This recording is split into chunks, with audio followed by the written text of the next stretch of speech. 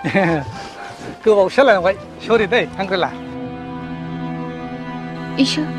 माथो गायदांदां हेंदां हिसि आथिङानो बोरला बायदिसो बेजोंनो आं फेसबुकआव एफा गोबाव गोसो लायफ्लांबाय 2 बोसोर गाहाम नै माथो गायदांदां हेंदांदां सोलाय मानसियालाय ओमफ्राय बेसे गोबाव जाखो हांग्रेला मानो नांगौ असे मोननो दंफैयो आं बेयाव बोरैबा केन्सेल जाबा आंखौहाय बेलायाबा लाथारगोन आं